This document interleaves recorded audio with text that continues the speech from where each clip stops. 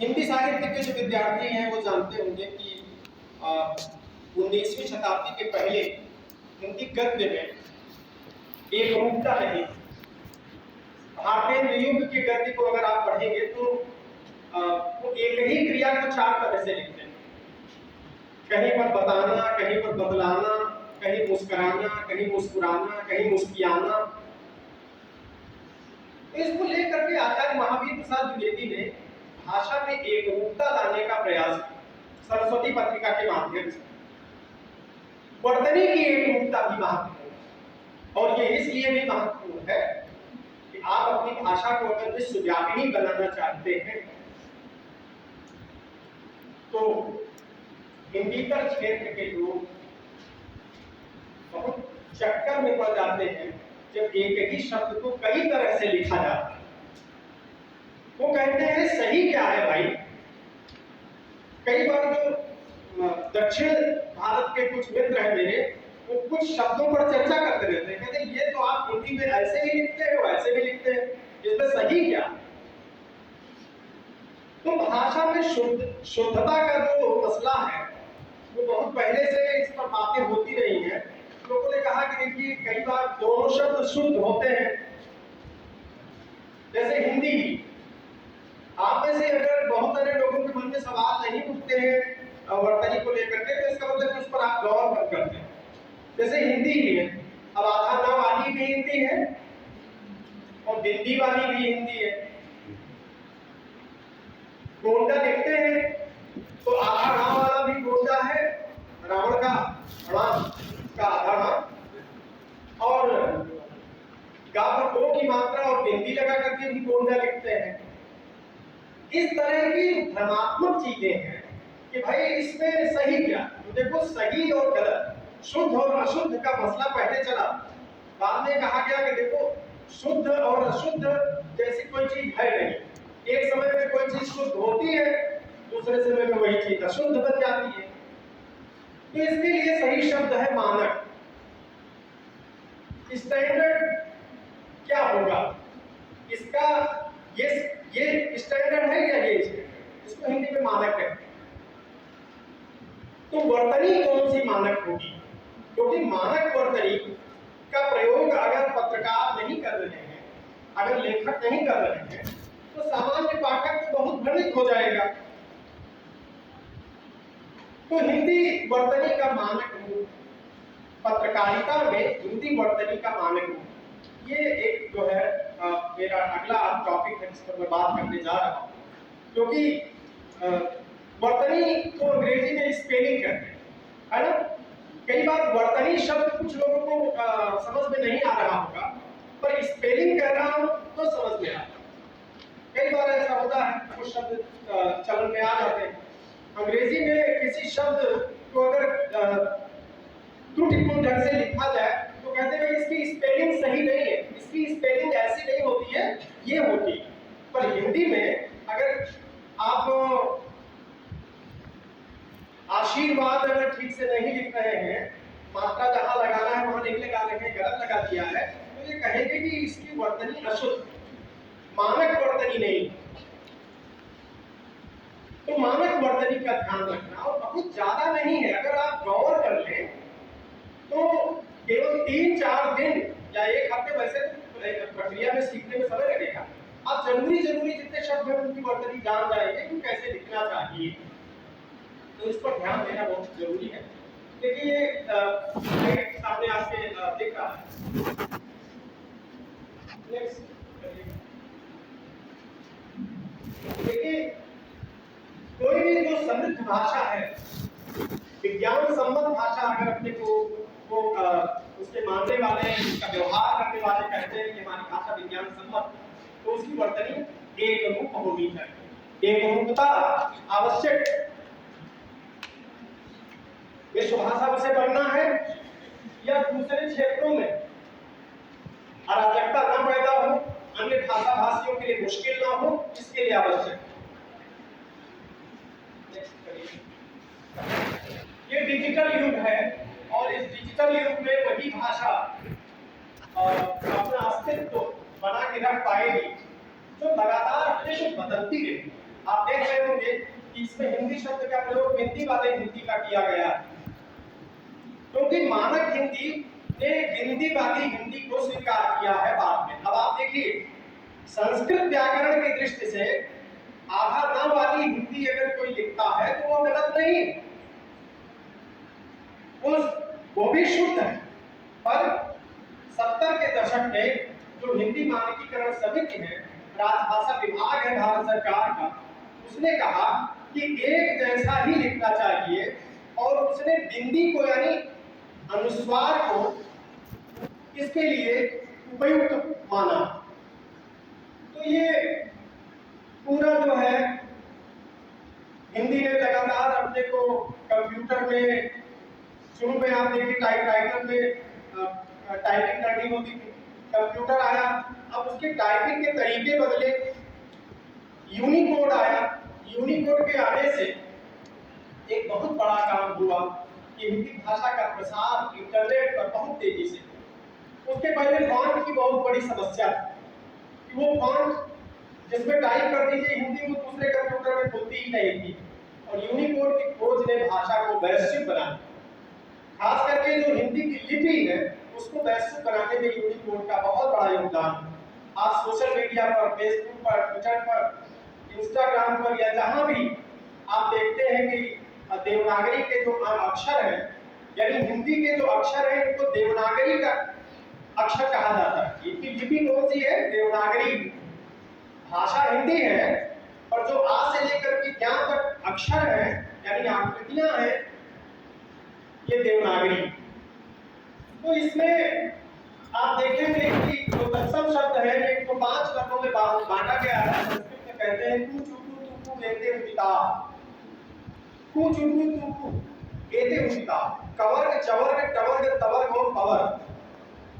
जब आप आ से लेकर के ज्ञान तक वर्णमाला पढ़ते हैं तो कवर्ग का खा गा घा गा, चवर्ग चा छा जा धा य, टवर्ग टा ठा डा ढा ण, तवर्ग ता था धा धा न। ये 25 अक्षर और पा पवर्ग यानी पा आ पा पा पा, ये 25 अक्षर है जिनको स्पर्श व्यंजन कहा गया है भाषा विज्ञान में। और इसको सिद्धांत कौमुदी में कहा गया है कादेव मवसा नाम स्पर्शा, का से लेकर के मां तक ये स्पर्श व्यंजन कहलाते हैं। इसमें एक चीज गौर करने की है कि देखिए ये जो पंचमाक्षर है, कवर्ग का पंचमाक्षर अंगा है, चवर्ग का ञ है, टवर्ग का ण है, तवर्ग का न है, इसमें गलती से ण 2 बार प्रिंट हो गया है, न है और मां। अब ये बात आई कि जब इस तरह की ध्वनि आए उच्चारण में जिसमें अनुस्वार की ध्वनि आती है, तो उसके बाद जो अक्षर होगा उस वर्ग का पंचमाक्षर प्रयोग किया जाएगा। संस्कृत व्याकरण इस पर चलता है। जैसे किसी चंपक नाम, तो संस्कृत व्याकरण कहता है कि चंपक लिखने के लिए चा लिखिए, आधा मां लिखिए, पा लिखिए और का चंपक। क्यों? क्योंकि चंपक अनुस्वार के बाद कौन सी ध्वनि आ रही? अनुस्वार के बाद पा ध्वनि आ रही है और पा ध्वनि का पंचमाक्षर कौन सा? मां है, इसलिए आधा अक्षर मां होगा। इसी तरह से अगर हिंदी लिख रहे हैं तो हिंदी शब्द में अनुस्वार के बाद कौन सी ध्वनि? हिंदी। तो ना के बाद पहली ध्वनि दा, और दा किस वर्ग का है? तवर्ग का है। तवर्ग का पंचमाक्षर क्या है? ना है। इसलिए संस्कृत व्याकरण के हिसाब से आधा ना होना चाहिए। दिनांक लिखे तो दिनांक आपने देखा होगा कि जो संस्कृत परंपरा के ये लेखक है वो दिनांक जब लिखते हैं तो ना पर आ की मात्रा लगा करके और उसके बाद कवर्ग का जो 5वां अक्षर अंगा है इसको लिख करके फिर का इसी में नीचे जोड़ देते हैं। दिनांक गोंडा भी लिखते हैं तो गोंडा लिखने में यही नियम लागू होता। गोंडा, अब जो उच्चारण अनुस्वार के बाद आ रहा है गोंडा, किस वर्ग का है? टवर्ग। टवर्ग का पंचमाक्षर कौन सा है? ण। तो इसीलिए इसीलिए गोंडा लिखते समय टवर्ग का पंचमाक्षर अनुस्वार के स्थान पर संस्कृत व्याकरण के हिसाब से लिखा जाता है। ये बड़ा कठिन हो रहा था टाइपिंग में। हिंदी को वैश्विक बनाना है तो जटिलताओं को कैसे कम किया जाए, उसका सरल रूप प्रचलित किया जाए, ये सोचते हुए मानकीकरण समिति ने कहा कि ये अंगा के और दुनिया के जो जटिलताएं हैं उन जटिलताओं से बचना चाहिए और केवल अनुस्वार का प्रयोग किया जाए। अनुस्वार यानी बिंदी। चंपक लिखना है, चा के ऊपर बिंदी लगाओ। कंगन लिखना है तो का के ऊपर बिंदी लगाओ। दिनांक लिखना है तो ना के आ की मात्रा है उस पर बिंदी लगा दो। यानी और बिंदी लिखना है तो हा पर छोटी की मात्रा लगा करके उस पर बिंदी लगा दो। गोंडा लिखना है को की मात्रा लगा करके उस पर बिंदी लगा दो। तो ये हम बहुत आसान कर ले जाएंगे ऐसा करके। यद्यपि बहुत वैज्ञानिक दृष्टि से देखें तो संस्कृत ठीक है, वहां वैज्ञानिकता सुरक्षित है। उच्चारण कि हम जैसा बोलते हैं वैसा ही लिखेंगे। संस्कृत भाषा की जो वैज्ञानिकता है उसमें कोई संशय नहीं। पर बदलते हुए समय में जब हम डिजिटल एज में हैं, जब तमाम भाषाएं भारतीय भाषाओं को निगलने के लिए तैयार बैठी हैं, तो आवश्यकता अनुसार हमें अपने को बदलने की जरूरत है। और यह सोचते हुए मानकीकरण समिति ने इस तरह का परिवर्तन किया। हिंदी ने अनुस्वार बनाया। देखिए ये नमूने, एक तरफ संस्कृत शब्द लिखा गया है, उसके बाद मानक हिंदी लिखा गया है। आप देखिए कंगन, संस्कृत शब्द कंगन लिखेंगे तो इस तरह लिखेंगे और मानक हिंदी कहती है कि कंगन इस तरह लिखिए। अंक अंक, गंगा गंगा, पंख गंगा, खंड गोंडा, प्रचंड दंड खंड। ये अंतर इधर जो हिंदी वाला है ये मानक हिंदी है और जो लेफ्ट साइड में है जो जिसमें पंचमाक्षर का प्रयोग किया गया है वो संस्कृत व्याकरण की दृष्टि से शुद्ध शब्द है, कोई अशुद्ध नहीं है। मगर मानक ये हिंदी ने इसे अपनाया। तो हिंदी में अगर बिंदी वाली हिंदी का प्रयोग आप कर रहे हैं तो आप गलत नहीं हैं। आप समाचार पत्रों में देखेंगे तो यही हिंदी चल रही है। क्यों? टाइपिंग की भी मुश्किल है। अब ये अगर टाइप करना है, दिनांक लिखना है, अंक लिखना है, पूरे मिल ही नहीं रहा है उसमें अक्षर। अब यूनिकोड में तो है ही नहीं। यूनिकोड में अगर आप देखें तो ये आप TIN के रोमन में टाइप करिए और वो देवनागरी में बदलता जाए। आप ऐसे कई लोग ऐसा टाइप कर रहे होंगे, उसमें ये नहीं हो पाता। अगली स्लाइड। ये उसी के नमूने, ध्यान से अगर देख लीजिए। चंचल लेफ्ट साइड में चंचल। अब चंचल संस्कृत में लिखते तो उसी नियम के आधार पर जैसा मैंने अभी आपको बताया कि अनुस्वार के बाद अगर चा आ रहा है तो जबर का पंचमाक्षर यहाँ है। और चंचल निरंजन, जलजा, संध्या, संध्या, अंतर्गत, बुंदेले, हिंदी पंख। लेकिन हिंदी वाली हिंदी को हिंदी ने सरलीकृत कर दिया है रूपों को और कहा कि बिंदी ही ले लो, बहुत ज्यादा चक्कर में पड़ने की जरूरत नहीं है। तभी जो हिंदी क्षेत्र के लोग नहीं हैं उनको हम हिंदी वहां तक पहुंचा पाएंगे। ये स्लाइड्स हम आपको भेज देंगे ग्रुप पर, अभी आप इसको देखते जाइए केवल। अब देखिए इसमें एक बात है, एक नियम के साथ जो बिंदी को स्वीकार किया गया कि जो शब्द ऐसे हैं जहां पर बिंदी लगा दी जाए तो अर्थांतर हो जाएगा, अर्थ बदल जाएगा, वहां पर बिंदी लगाने का निषेध किया है। जैसे वांग्मय। अब वांग्मय में तो ऐसे ही लिखा है, कमर का जो पंचमाक्षर है, जब वांग्मय आप लिखेंगे तो आपको ऐसे ही लिखना पड़ेगा। अगर आप गा लिखेंगे तो वो अर्थ नहीं देगा। इसी तरह से तन्मय। अब किसी का नाम तन्मय है तो ता पर गिनती लगाएंगे, ये सही नहीं।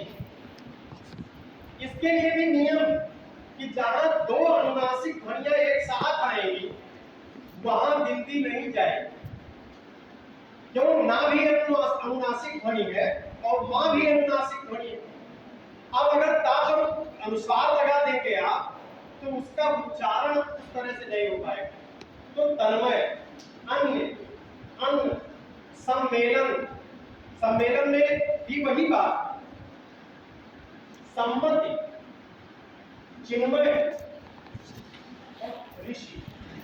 ऋषि अगर किसी का नाम है तो रा पर छोटी की मात्रा लिखने का भी चलन शुरू हो गया, मगर वो मानक हिंदी की दृष्टि से भी शुद्ध नहीं। ये आप नहीं कह सकते कि मानक हिंदी तो यही है, रा पर छोटी की मात्रा लगा। इसी तरह से ये नीचे मैंने लिख दिया कि ये प्रयोग स्वीकार्य नहीं। अगली स्लाइड। अनुनासिक ध्वनियों के लिए चंद्रबिंदु का प्रयोग वहां अनिवार्य रूप से करना चाहिए जहां उसके अभाव में भ्रम की गुंजाइश हो।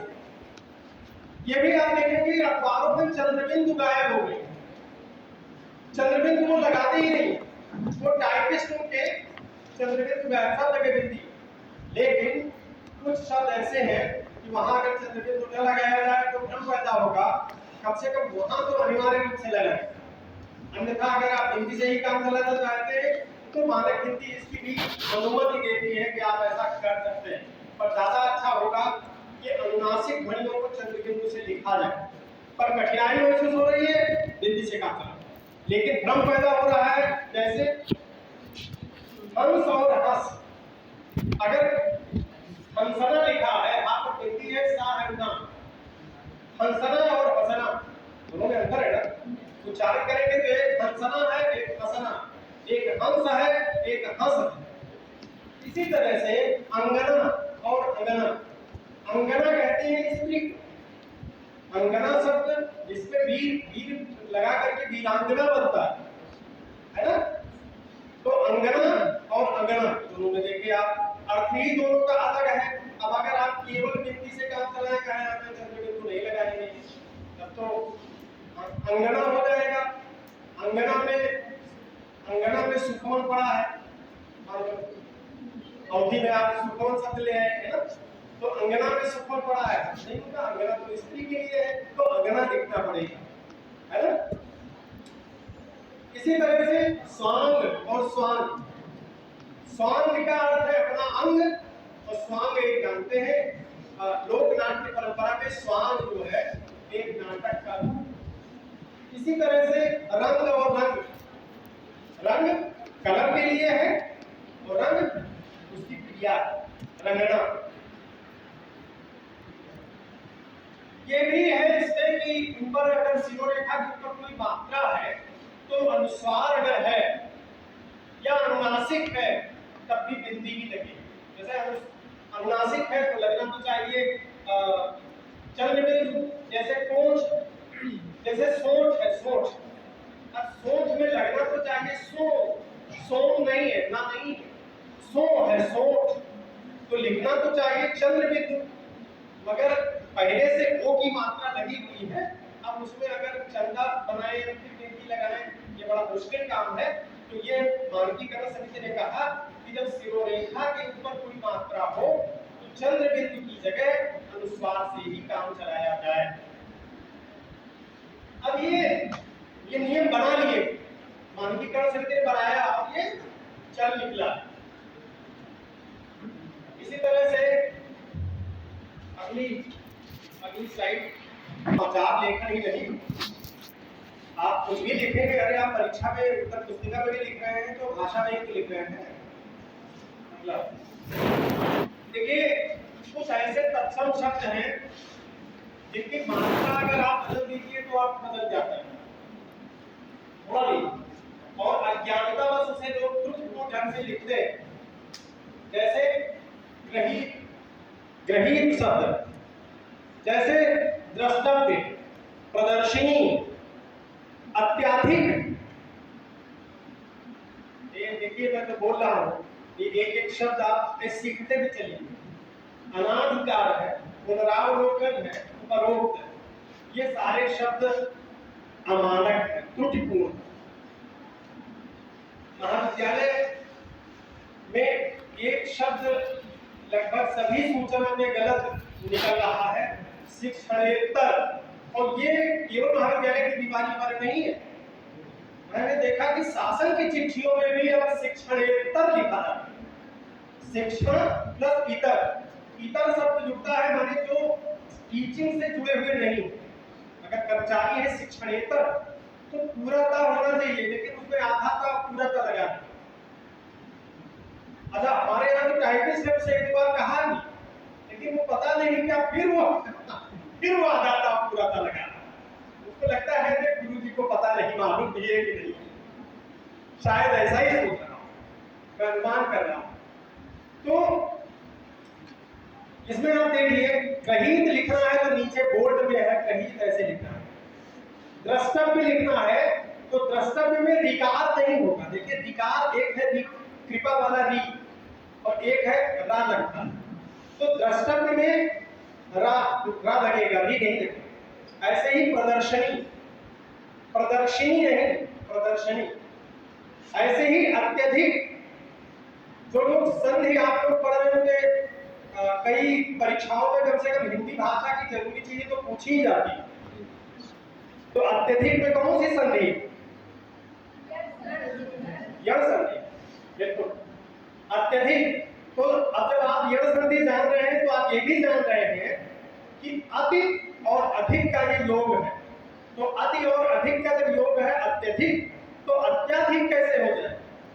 उसमें आ की मात्रा आप कहां से ले आएंगे? अत्याधिक या अनाधिकार या पुनरावलोकन, पुनः पुनः प्लस अवलोकन। पुनः का जो विसर्ग है वो रा में बदलता है, तो पुनरावलोकन होगा कि पुनरावलोकन। इसी तरह से ऊपरी, ऊपरी प्लस उक्त, इसमें भी यह होता, इसलिए उपरोक्त ना होकर के उपर्युक्त होता है। ये मानक। अब उपरोक्त शब्द तो ऐसे लगता है कि ये है त्रुटिपूर्ण, लेकिन ये 95% से ज्यादा लोग करते हैं।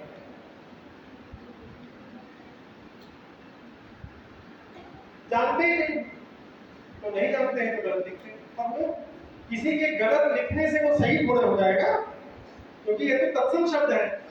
अब तत्सम शब्दों की अपनी एक बनावट है, क्योंकि वो प्रकृति और प्रत्यय के योग से बने हैं।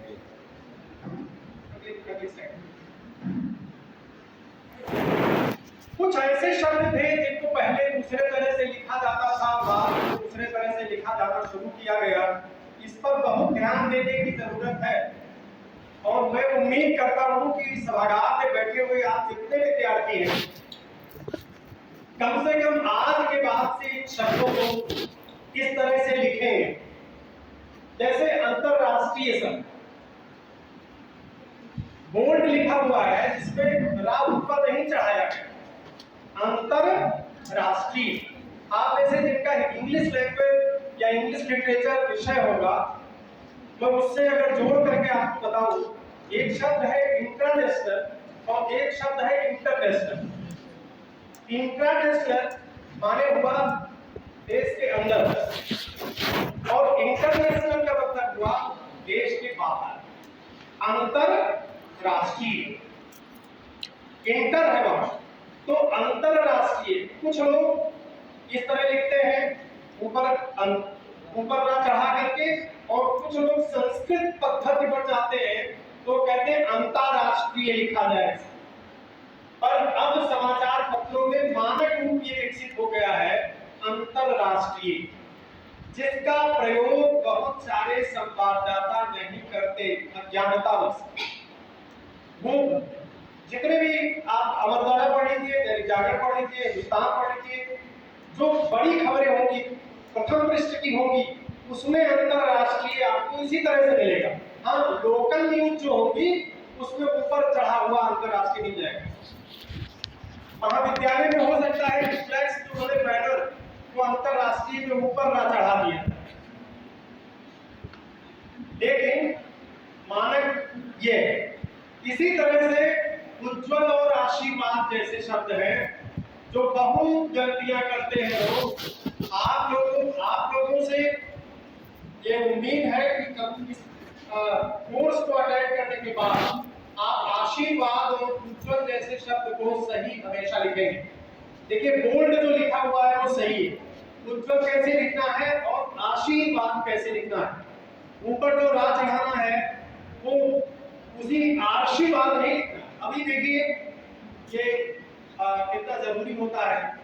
पता लगा 1-2 करोड़ रुपए लगा करके मकान बनाया और उस पे जब उन्होंने लिखाया आशीर्वाद भवन, नाम दे दिया उन्होंने उसका और उसमें लिख दिया यही वाला आशीर्वाद भवन,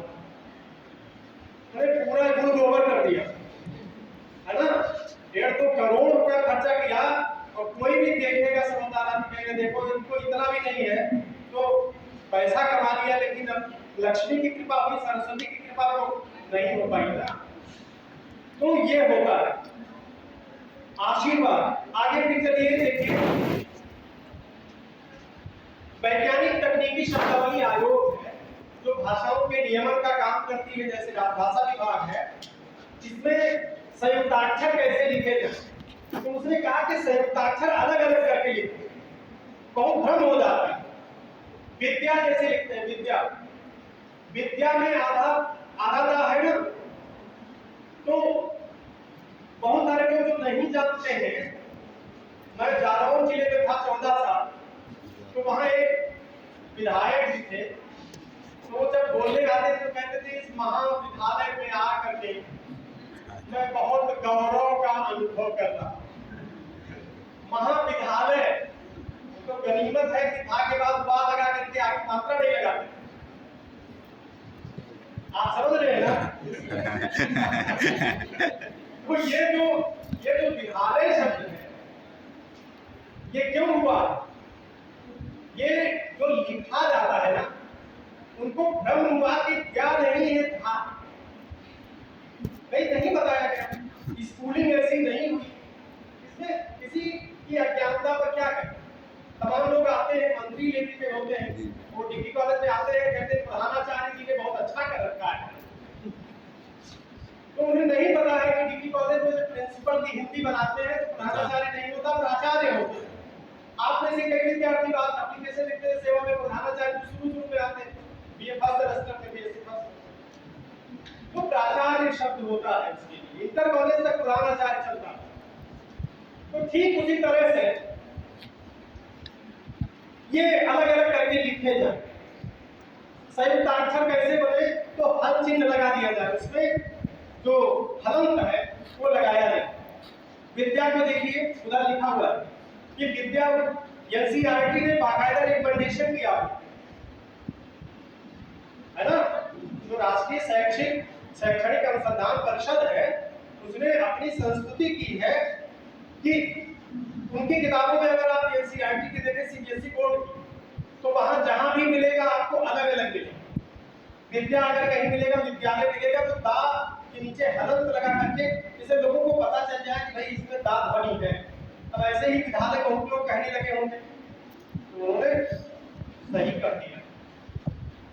संयुक्त रा के प्रचलित तीनों रूप इसी तरह रहेंगे, इसमें कोई परिवर्तन नहीं होगा। जैसे प्रकार है, धर्म है, राष्ट्र, अब इसमें बदलाव नहीं करेंगे क्योंकि ये स्वतंत्र शब्द है। रा को 4 तरह से प्रयोग में लाया जाता है। एक रूपा में ऐसे लगता है कि प्रा से है, प्रतीक्षा नाम है किसी का, प्रणव नाम है किसी का, है ना, प्रतिमा नाम है किसी का। ऐसे ही धर्म में वो रा ऊपर जाता है, ऊर्ध्व रकार बनता है, ऊपर चढ़ जाता है। और तीसरा जो ट्रक शब्द में लिखते हैं ट्रा, या राष्ट्र में, तो इस तरह से आते हैं। तो ये और एक स्वतंत्र रा अपना है ही, तो पूरा आ जाता है। तो ये रा अपना रूप बदल के आता है। एक विकार भी है जहां उच्चारण अधिक होता है मगर वो रात बनी नहीं, जैसे कृपा। इसीलिए आप देखिए कि हिंदी क्षेत्र छोड़ दीजिए तो वो कृपा नहीं कहते, वो कृपा कहते हैं। कृपा शायद वो ज्यादा सही उच्चारण। वैदिक संस्कृत में इसका उच्चारण कैसा रहा होगा ये हम लोग पता नहीं है, पर पक्का है कि ऐसा नहीं रहा होगा जैसा हम आज भूल गए। नहीं तो इसको स्वर की श्रेणी में ना माना जाता। आ, ई, उ, री, री, ए, ओ, ऐ, ओ में री जो है, जो ऋषि वाला री है, इसको स्वर में ही तो माना जाता है, पर हम बोल रहे हैं री, और री में रा ध्वनि है, तो व्यंजन हो गया। इसका मतलब है कि वैदिक काल में इसका उच्चारण कुछ अलग रहा होगा, जो कि हमें ज्ञान नहीं। अब ज्ञान शब्द ही हम बोल रहे हैं, जबकि इसका सही उच्चारण ज्ञान जा और या की ध्वनि मिल करके, और बोलेंगे तो बहुत सारे लोगों को भ्रम हो जाएगा। इसको देखने की कोशिश किया था कि ज्ञान को ज्ञान ही बोल सकता है। तो खैर अगली स्लाइड।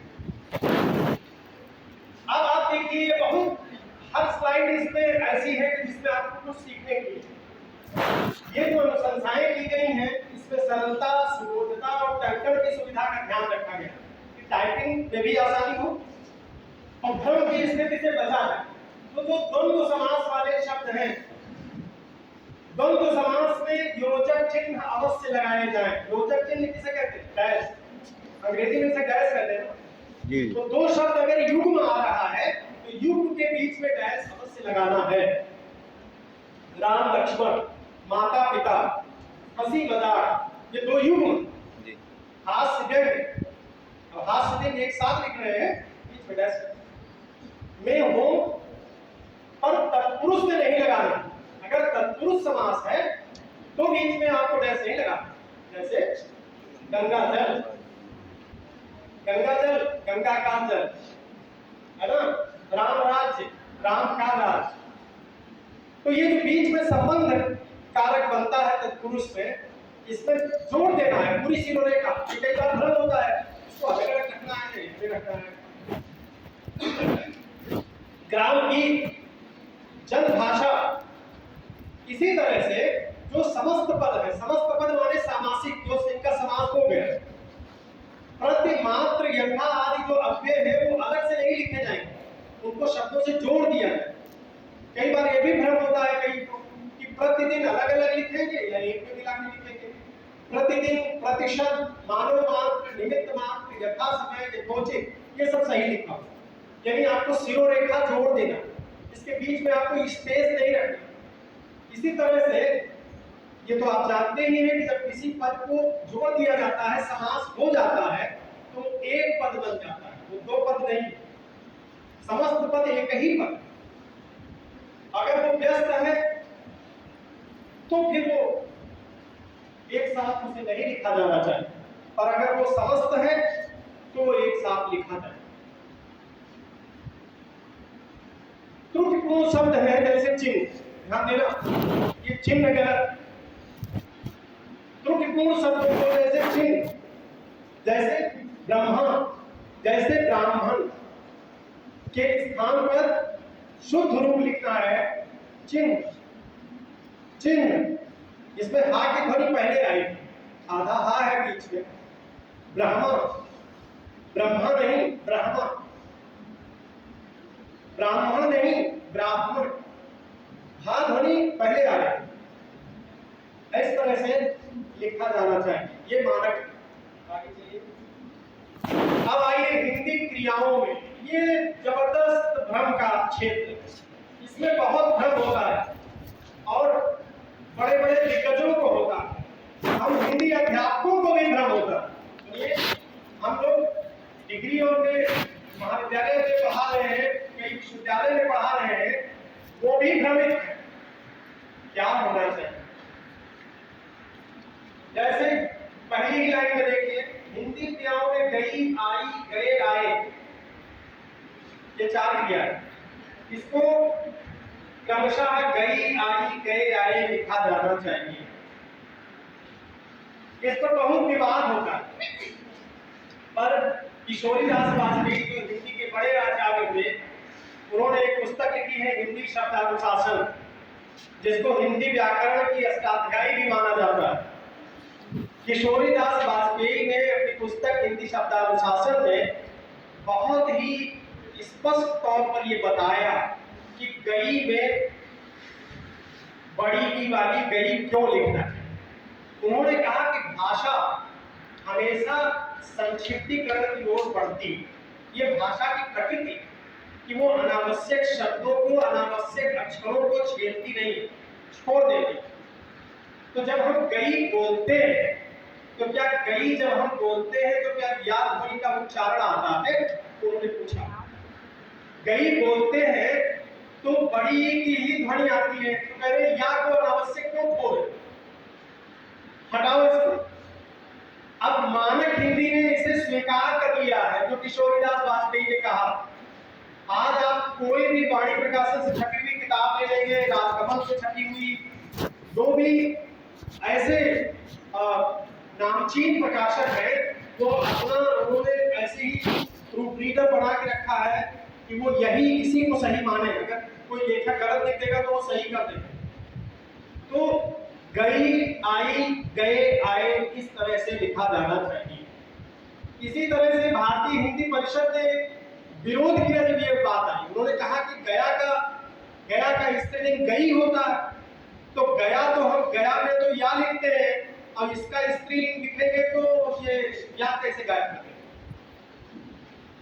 तो उच्चारण में वो ध्वनि नहीं आ रही, और हम जैसा बोलते हैं हमारा प्रयास होना चाहिए कि वैसा लिखेंगे।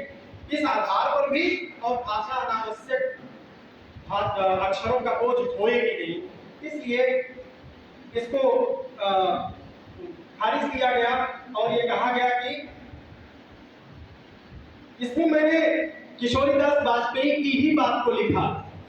इसमें देखिए मैंने लिखा है कि अगर ये बात जो तर्क दे रहे हो कि गया आया कि स्त्रीलिंग गई आई होगा, तो इस और इसके आधार पर वो गए और आए को ठीक कहते हैं कि यहाँ पर एक ही मात्रा लगानी चाहिए, तो उन्हें फिर किया, किया, लिया, लिया आदि का स्त्रीलिंग इस तरह से लिखना चाहिए।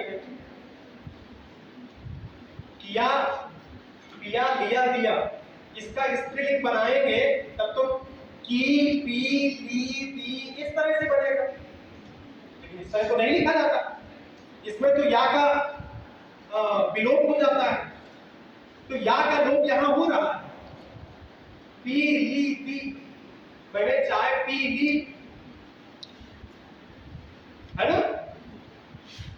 उसी तरह से गया आया, आया होया का स्त्रीलिंग में या का लोप हो जाएगा, और नीचे जो लिखा हुआ है यानी बड़ी ही लगा करके लिखना चाहिए।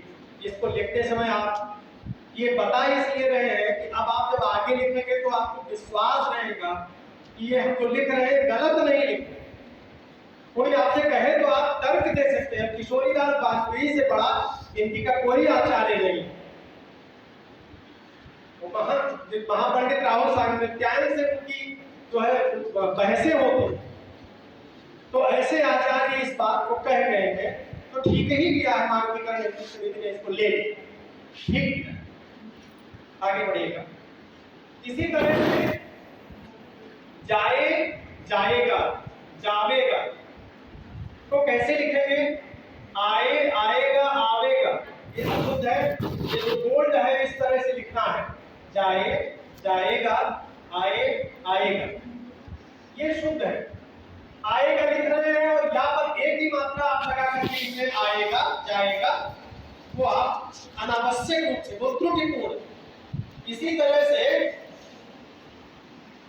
जाएंगे, खाएंगे, जाए, खाएं आदि में ये जो चंद्रबिंदु लगा करके लिखा गया है, ये प्रयोग इसका मानक प्रयोग।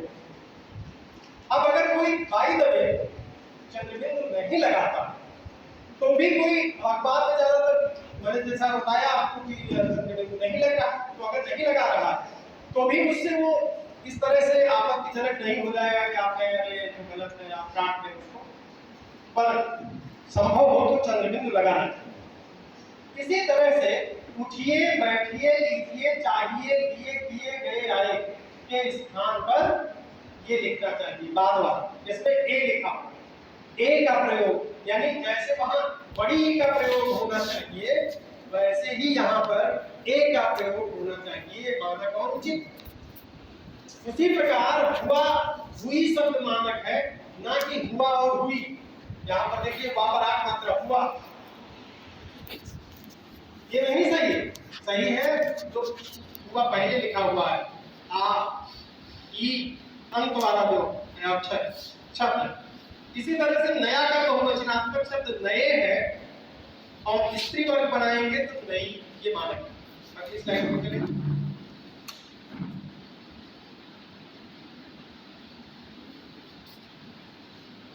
अब ये हर जगह या का निषेध बीच में कर दिया गया है, मगर कहां पर नहीं करना, कहां पर नहीं करना है ये भी ध्यान देने की बात है।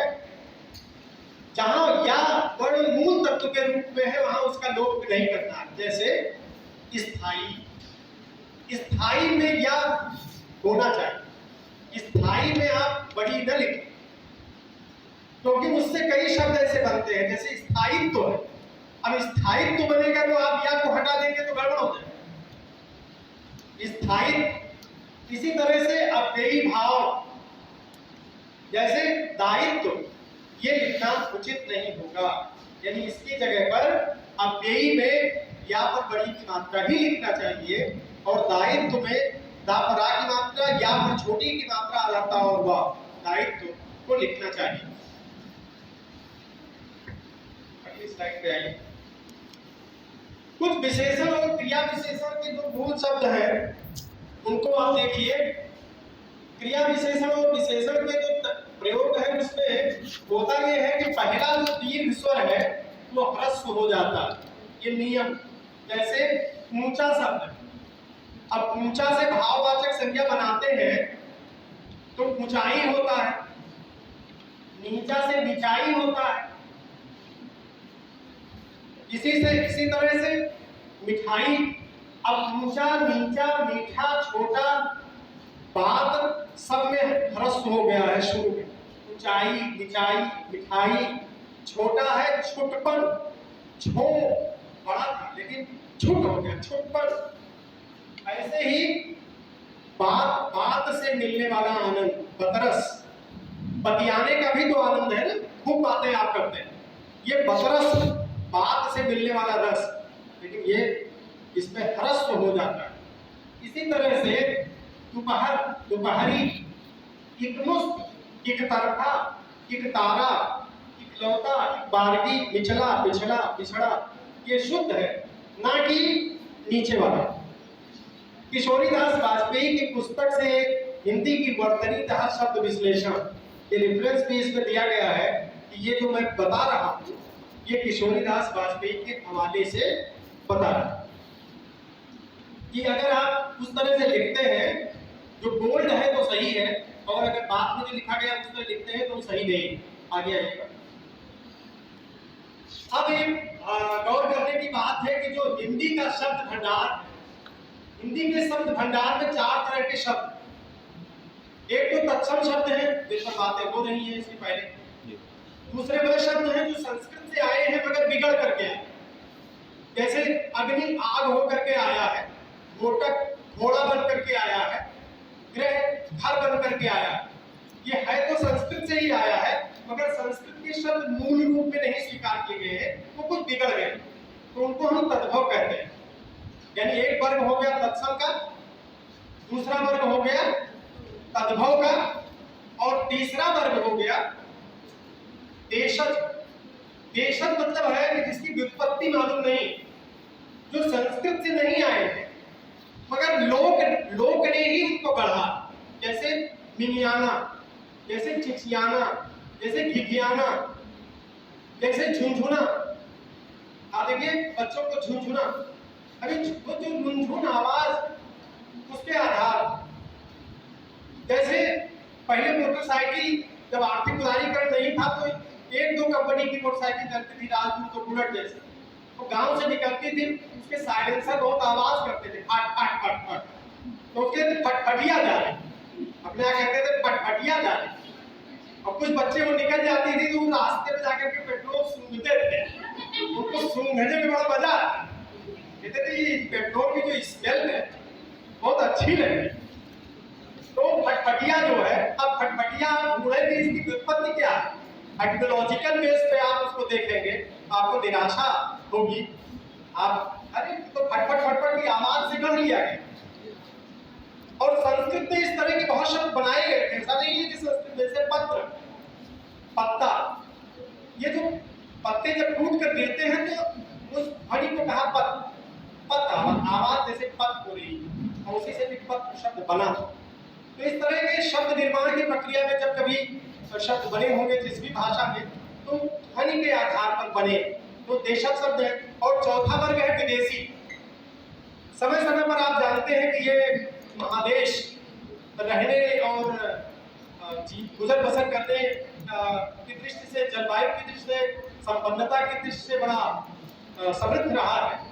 तो अलग अलग मानव जातियां समय समय पर आती रही है, कभी आक्रांता बनकर, कभी यात्री बनकर, कभी कुछ, तो अपने साथ शब्द भी लेकर आए। तुर्की है, पुर्तगाली है, रशियन है, फ्रेंच है, फारसी है, अरबी है। तो ये कुछ हिंदी ने कुछ ध्वनियों को स्वीकार कर लिया है। जैसे फारसी की इन 5 ध्वनियों को स्वीकार किया है, नुक्ता वाला जो क, ख, ग, ज, फ। अब देखिए हम इसका उच्चारण करते हैं तो पहले जा, ये जा नहीं है, जा नहीं है, ये जा, ये फा नहीं है, फा, फा। यानी हम इसमें ओठ और दांत को मिला करके इसका उच्चारण करते हैं। तो ये नुक्ता वाला है। इन 5 ध्वनियों में का, क और ग युक्त शब्दों को हिंदी ने प्रायः नुक्ताविहीन रूप में लिया है, और खा और जा और फा, इन 3 ध्वनियों को अगर फारसी शब्द लिख रहे हैं तो ये अपेक्षा की गई है कि आप उस नुक्ता का प्रयोग करें। बाकी का और का को हिंदी ने कहा कि छोड़ो, बिना नुक्ते का भी चले।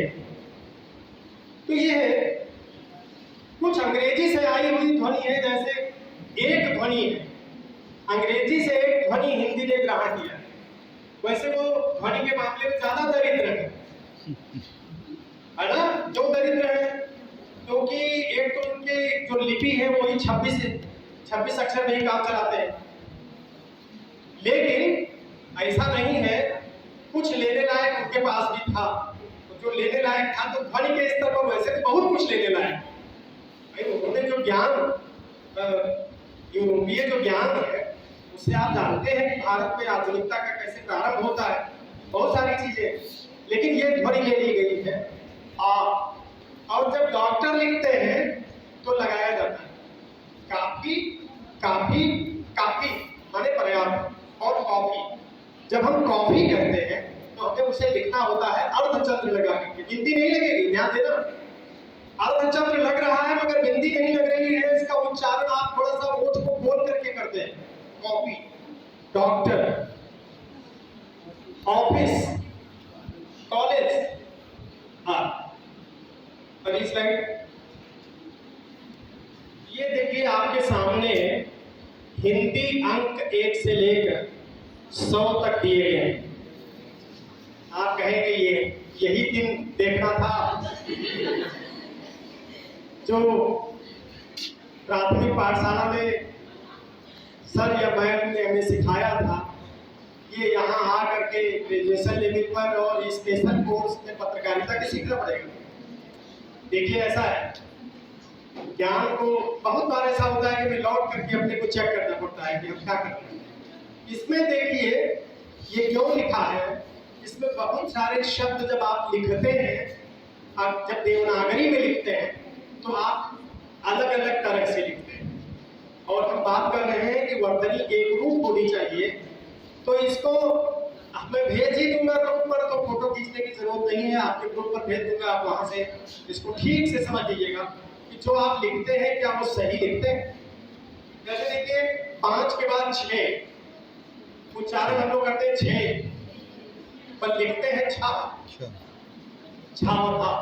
कुछ लोग छा लिख करके बिंदी लगाते हैं, लेकिन ये मानक आपको ऐसे ही लिखना चाहिए, है ना।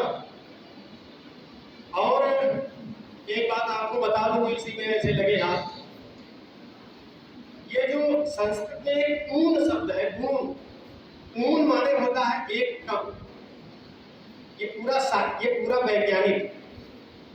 तो इसमें आप देखिए जहां पर 20 से 1 कम है वो क्या है? ऊन 20 हो गया है 19। शब्द जब बना होगा तब ऊन 20 कहा गया होगा, पर बोलते बोलते घिस गया है। जैसे सिक्का घिस जाता है ना, ऐसे घिस गया है 19। और फिर आप आ जाइए 30 के पहले 29, यहाँ पर घिसा नहीं बचा रहेगा। ऐसे ही 39, 39, ऐसे ही 49 में पा गायब हो, 49, ऐसे ही 59, तो ह्रस्वीकरण की प्रक्रिया हो गई है और कुछ नहीं हुआ। 59, ऐसे ही 69, 69, ये सा और हा का जो है आप देखेंगे कि सा को हा लिखना और हा को सा लिखना, ये पर्शियन के प्रभाव से ऐसा हुआ है। ईरानी जो शाखा है, तो जैसे सप्ताह है, और सप्ताह को उर्दू में क्या कहते हैं? हफ्ता। तो सप्ताह हफ्ता, तो सा और हा एक ही तरह का। सिंध नदी से सिंधी, सिंध से हिंद बना है कहते हैं ना, ऐसे ही सिंधी से हिंदी बना। तो ये जो 70 वाले हैं ना, 69, 71, 70 और 71, तो जो लोग, मुझे याद है कि जब मैं शुरू में गिनती सीख रहा था, तो उस समय मैं तो खैर सीख ले गया था, पर हमारे जो साथ के और बच्चे थे वो 69 में और 59 में नहीं, 69 में और 79 में वो अक्सर गड़बड़ी करते हैं। अब तो अंग्रेजी माध्यम से ही ज्यादातर पढ़ाया जा रहा है बच्चों को, तो ये तो कुछ भी नहीं जानते। इसमें से अगर आप बीएससी के होंगे तो उसमें कई को हो सकता है यही लग रहा हो, अरे ये क्या हो रहा है ना, लेकिन ये जानना बहुत जरूरी है। तो इसको पहचानने का सबसे अच्छा तरीका, अगर उस बच्चे को यही समझा दिया जाए, जो प्राइमरी लेवल पर बेसिक टीचर है ना, अगर वो बच्चे को यही समझा दे कि बेटा खून माने होता है 1 कम, तो 69 और 79 में गलती कभी नहीं करेगा। क्यों? 79, 79 है, वो 79 है 1 कम, तो 80 से 1 कम 79, और अगर वो 69 है तो 69, 70 से 1 कम, तो वो समझ जाए। तो ये है। अगली स्लाइड में हिंदी में कुछ शब्द ऐसे हैं कि जिनके दो रूप चल रहे हैं, दोनों रूप प्रचलन में, जैसे गर्दन, जैसे गर्मी, जैसे बिल्कुल, जैसे कुर्सी, जैसे बर्दाश्त, वापिस, दुकान, बीमारी। इसमें जो दोनों रूप चल रहे हैं, मानकीकरण नहीं हो पाया है तो चलाते रहिए, लेकिन इसमें लिखा है कि दुकान और बीमारी ही इनमें शुद्ध। अगर दापक बड़े की मात्रा कोई लगा रहा है या बापक छोटी की मात्रा लगा रहा है तो गड़बड़ है। बाकी दोनों प्रचलन में है, तो यानी अगर कोई प्रयोग करता है तो उसको गलत हम नहीं कह सकते, क्योंकि जब नियम ही नहीं बनाया है आचार्यों ने तो सही ही है। आगे चलिए, आगे है। हाँ, ये बहुत जरूरी है। जैसा मैंने कहा कि तमाम लोग जो हमारे साथ के हिंदी प्राध्यापक साथी हैं, वो भी ये गलती करते हैं कि संबोधन में अनुस्वार नहीं लगता। यानी जब हम भाइयों बहनों कहेंगे, हो सकता है कि अपने प्रधानमंत्री जी के उच्चारण की वजह से लोग हिंदी लगाने लग गए हों या जो भी वजह शायद पहले से चला आ रहा। तो जब हम संबोधन लिखेंगे तो हम भाइयों बहनों लिखेंगे, ना कि बिंदी। वाक्य में जब हम बहुवचन में प्रयोग करेंगे तब तो हम बिंदी लगाएंगे, और जब हम भाइयों कहेंगे, भाइयों, मित्रों, तो मित्रों है, मित्रों नहीं, मित्रों नहीं है, मित्रों, भाइयों, बहनों। और जब हम वाक्य में बहुवचन में प्रयोग करेंगे तो वहां पर बिंदी आएगी। आगे और जरूरी बात, ये मुझे लगता है ये सेशन वाकई बहुत जरूरी था। और ये देखिए, कोई भी बदनाम हो उसमें जेंडर के आधार पर आपको चेंज नहीं करना है। किसी पोस्ट पर बैठा हुआ कोई व्यक्ति है, वो पुरुष हो या स्त्री या by the way third gender, है ना? तो आपको क्या करना है? आपको पदनाम नहीं बदलना है। माने प्रधानमंत्री अपने समय में इंदिरा गांधी थी, तो प्रधानमंत्री नहीं कहना है। अभी आप जानते हैं कि राष्ट्रपति शब्द को लेकर कितना बवाल हुआ। अधीर रंजन चौधरी ने पता नहीं अनायास या सायास, शायद सायासी, राष्ट्रपति ने कहा कि ये क्या राष्ट्रपति कहते तो गलत हो जाएगा। तो इसका मतलब क्या? जिलाधिकारी के पद पर बैठी हुई नेहा शर्मा मैडम है, तो हम जब जिलाधिकारी कह रहे हैं ना, जिलाधिकारिणी पद थोड़े हो जाएगा। यानी पद में कोई जेंडर नहीं होगा। प्राचार्य जो लोग कहते हैं वो गलत कहते हैं। प्राचार्य के पद पर अगर कोई महिला है तो प्राचार्य नहीं होगा, वो प्राचार्य ही होगा। यानी पोस्ट है, अगर कोई भी पोस्ट है तो वो पोस्ट जो नाम उसका है वही रहेगा। हाँ, जब आप पत्र लिखेंगे तो महोदया लिखेंगे, सेवा में प्राचार्य नहीं। और जब संबोधन करेंगे तो सर की हिंदी है महोदय, और मैम की या मैडम की हिंदी क्या है? महोदया। वहां महोदया का प्रयोग कर दीजिए। अगर आप जान रहे हैं कि जिसको पत्र लिख रहे हो महिला, लेकिन पदनाम को आपको लिंग के आधार पर नहीं बदलना है। मंत्री, सचिव, अध्यापक, अध्यापिका कहने की जरूरत नहीं है। वो अध्यापिका है भी नहीं, वो अध्यापक, वो स्त्री हो या पुरुष।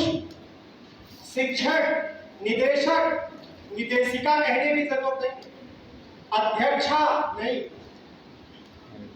ये नीचे लिखा है, ये उभयलिंगी शब्द है, यानी ये दोनों जेंडर में प्रयोग किए जाएंगे। राजदूत कैसे? राजदूती, राजदूत को राजदूती बना दे कितना खराब लगेगा। कुलपति को कुलपत्नी नहीं कह सकते, है ना? राष्ट्रपति को राष्ट्रपत्नी नहीं कह सकते। तो ये जो है आपको ध्यान रखना है कि कहां पर पोस्ट, अगर कोई भी पद है तो आपका जेंडर नहीं, आपको जेंडर नहीं चेक करना। तो अंतिम स्लाइड पे आ गए हैं। आप लोग भी राहत महसूस कर रहे होंगे कि बहुत पकाया। तो ये निष्कर्ष है कि जो राजभाषा के नियम है, उन राजभाषा के नियमों का पालन कर हमें लेखन में करना चाहिए, क्योंकि उच्चारण स्तर पर तो विविधता रहेगी, वो तो नहीं समाप्त हो सकती है, पर लेखन के स्तर पर हमें एकरूपता की तरफ बढ़ना चाहिए। किसी भी भाषा के लिए आवश्यक है कि वो लिखी जा रही हो जिस तरह से, उसमें कई तरह से न लिखा जा रहा। एक ही शब्द अगर 4 तरह से लिखा जाएगा तो आप अपनी भाषा को विश्व भाषा बनाने के बारे में भूल जाएंगे। आपको एक रूप उसका स्थिर करना पड़ेगा। जैसे ही आप अपने एक बच्चे या बच्ची का नाम जो है एक ही रखते हैं, और अगर आप 4 नाम रखते तो उसके कोई नाम उसका प्रतिष्ठित नहीं होगा।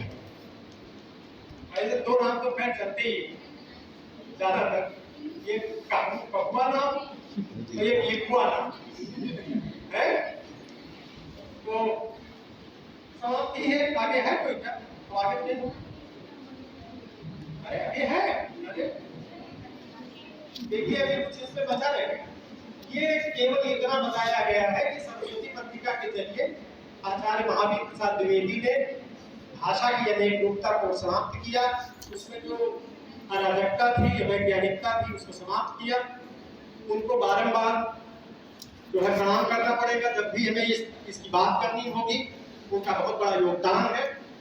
और ये जो बोल्ड किए हुए कुछ नाम हैं जिन्होंने, जिन विद्वानों ने हिंदी भाषा के व्याकरण को स्थिर करने में अपना महत्वपूर्ण योगदान दिया है, जिसमें कांता प्रसाद गुरु, किशोरी दास वाजपेयी, जगन्नाथ प्रसाद चतुर्वेदी, धीरेन्द्र वर्मा, ब्रजेश्वर वर्मा, माता प्रसाद गुप्त, हरदेव बाहरी, बाबूराम सक्सेना, भोलानाथ तिवारी, देवेंद्र शर्मा, रामचंद्र वर्मा, कैलाश चंद्र भाटिया जैसे, मतलब ये सैकड़ों नाम हो सकते हैं, पर ये कुछ नाम है जो बहुत ही महत्वपूर्ण है। तो इन्होंने प्रयत्न किया है जिससे हिंदी आज जो जिसकी संरचना काफी कुछ व्यवस्थित हो गई है, इन आचार्यों की वजह से यह संभव हो पाया। और इसी के साथ आपको ध्यान से सुनने के लिए धन्यवाद।